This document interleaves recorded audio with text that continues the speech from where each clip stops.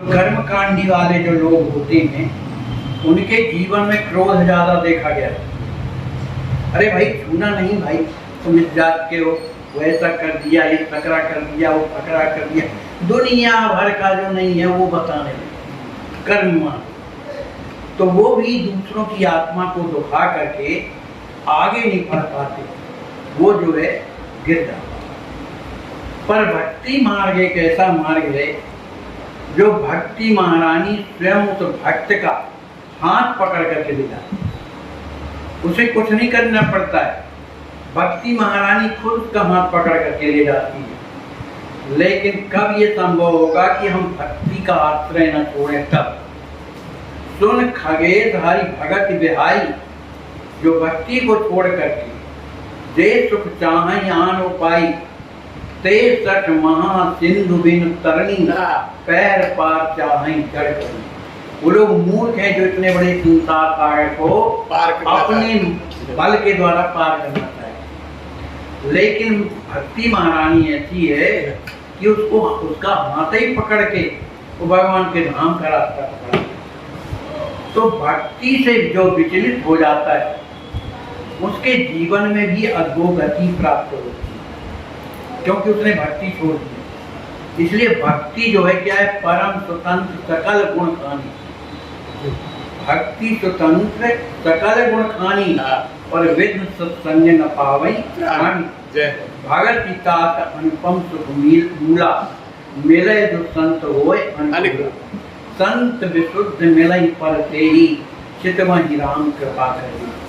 जिसे राम जी कृपा करके अपना भक्ति पथ देना चाहते हैं उसे संत से जोड़े। तो उन्हीं के बताए अनुसार जो चलता रहता है उसका पतन नहीं होता। इसी संदर्भ में एक कथा आती, बरसाने में एक गहवर बने, आपको मालूम होगा अच्छी तरह। उस गहवर वन में एक संत साधन भजन करते थे और भी संतों की कुटियां बनी थी, सभी कोई संत भजन करते। वो संत भी भजन साधना करते थे, लेकिन भगवान की ओर चलने में एक विडंबना ये रहती है कि उसके सामने प्रलोभन जरूर आता भक्ति से अलग करने के। वो क्या है कि कामनी और कामचन, रुपया पैसा मान सम्मान ये और स्त्री, ये सब उसके जीवन में आती है।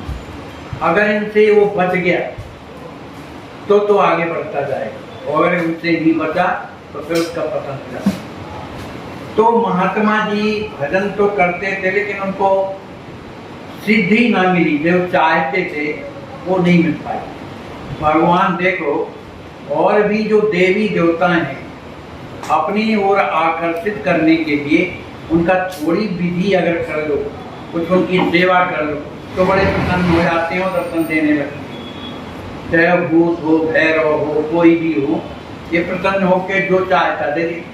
लेकिन वो लौकिक वस्तु दे सकते हैं, परमार्थिक वस्तु नहीं दे सकते, नहीं दे सकते। भगवान का रास्ता नहीं पकड़ा सकते, भगवान का दर्शन नहीं करा सकते। तो उनके मन में आया कि यार ये भगवान का तो भजन उपासना करते हैं पर इसमें हमको कुछ समझ में नहीं आता है। तो उन्होंने तंत्र विद्या का उपयोग करना शुरू किया, माने भक्ति को छोड़ करके तंत्र वाला रास्ता अपनाया। और तंत्र विद्या में पता नहीं क्या क्या करना पड़ता है, अशुद्धि अवस्था में माने कुछ भी करो। इस तरह से करते करते जब तंत्र साधना में वो लगे हुए थे, उन्होंने भक्ति का आश्रय छोड़ दिया, तंत्र साधना में लग गए। वो अधिकांश लोग ऐसे ही मान सम्मान पद प्रतिष्ठा धन दौलत कमाने के लिए भगवान की भक्ति का मार्ग छोड़ करके और दूसरा रास्ता अपना लिया। तो हुआ क्या कि एक दिन वो चले जा रहे थे, तंत्र साधना में लगे हुए थे, एक कुआं पड़ा, कुएं में गिर गए। और जब गिर गए वो काफी गहरा था कुआं, और वहां उनकी मृत्यु हो गई। जब मृत्यु हो गई तो उनको अधोगति मिली। अधोगति क्या है? प्रेत की योनि। तो कुछ दिनों में वो प्रेत की योनि में, अब चूंकि भक्ति तो किया था तो भक्ति का बीज कभी नष्ट नहीं होता, जितना किया उसका फल मिलेगा। तो तो वो संतों के बीच में गए, प्रेत योनि। लोगों ने पहचान लिया कि ये तो वही संत है, तो देखा ये तो बड़े दुखी। उन्होंने कहा, भाई बताइए आप कैसे बड़े दुखी दिखाई दे रहे हैं, आपका तो शरीर छूट गया रहा। कहा, मुझे प्रेत योनि मिली, और इस प्रेत योनि में मुझे इतना कष्ट है कि मेरा पूरा शरीर जलता रहता है, कहीं भी शांति नहीं मिलती है। इसलिए आप कृपा करके मेरा उद्धार करिए, जिस भी विधि से वो उद्धार कर। और मैंने गलती तो की है कि मैं भगवान की भक्ति को छोड़ करके संत साधना में आ, उसी का फल मुझे मिल रहा है, लेकिन आप लोग कृपा करो। बेचारे संत पर दुखदाय द्रवै नंदिता, हाँ पर दुख द्रवै संत दुखीता, और निज दुखदाय द्रवै नंदिता। बेचारे संत थे, सोचने लगे कल्याण कैसे हो। तो इस सब जितने भी संत थे मिल करके गहवर बनते, और इधर गोवर्धन में श्री पंडित गया प्रसाद जी महाराज रहते। बड़े विद्वान थे, भगवान के भक्त थे। उनके चरणों में सब संत आकर के प्रार्थना करने लगे, महाराज एक संत जो है प्रेत बन गए हैं, उनका उद्धार कैसे हो, कृपा करनी बताइए क्या करना। तब उन्होंने कहा कि भाई उसके उद्धार का तो एक ही उपाय है, जो शास्त्र वेदों में सुना जाता है कि कोई प्रेत बन जाता है तो उसका कल्याण भागवत की कथा सुनने से होता है। चाहे वो अजामिल का उपाख्यान हो, और चाहे वो क्या उसका नाम का हो, सबका कल्याण इसी में हुआ है।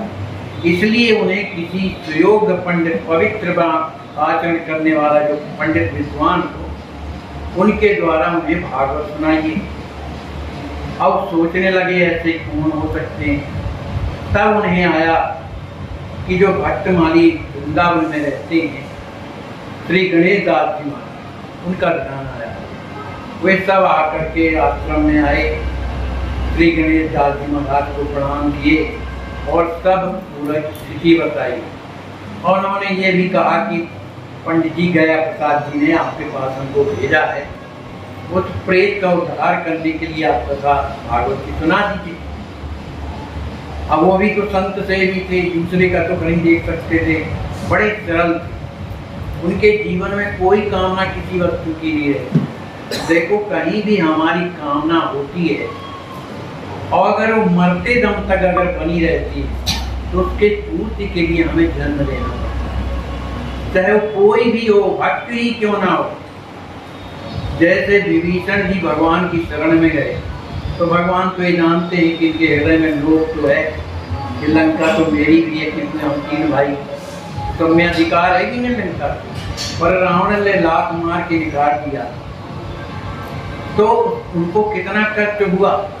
लेकिन भगवान तो जानते हैं कि इसके हृदय में बीज छुपा है कि मुझे लंका का राज चाहिए, तो भगवान ने जाते ही क्या किया, लंका का राज किया नहीं। और जब राज दिया तो विभीषण कहने लगे, प्रभु का तो प्रथम वासना रही, मेरी वासना थी, लेकिन प्रभु पद ठीक है, एक करे तो भाई वो बह गई, अब नहीं है।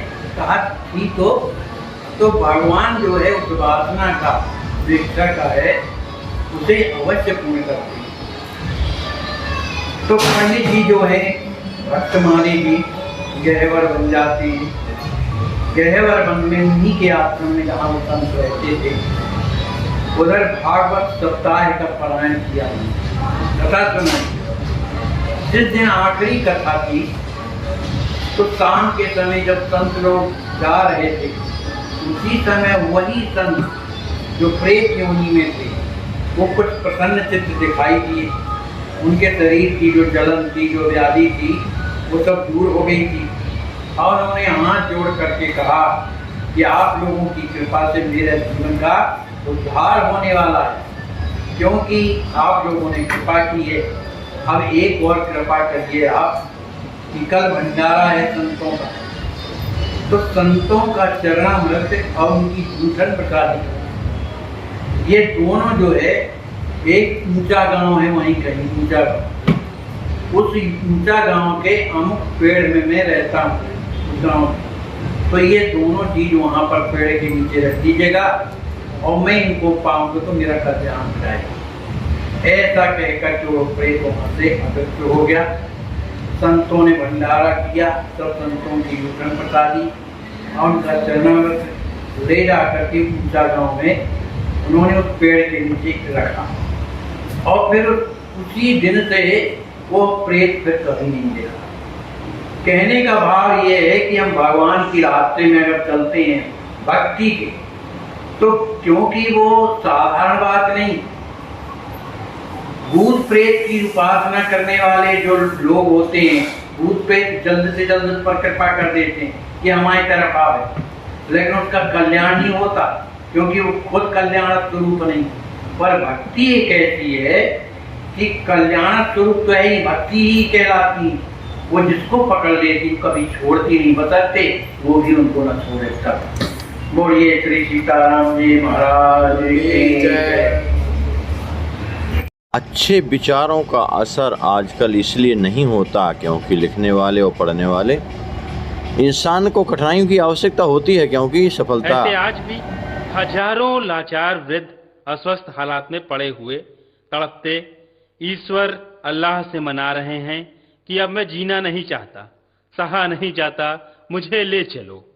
आइए, अगर आपके दिल में ऐसों के प्रति दर्द है तो ट्रस्ट के साथ मिलकर अपने अवकाश प्राप्त समय का दान देकर अपनी बौद्धिक योग्यता का, अपने धन का सच्चा सदुपयोग करके इनका दर्द मिटाएं और उस परम पिता परमेश्वर अल्लाह गॉड का प्यार प्राप्त करें।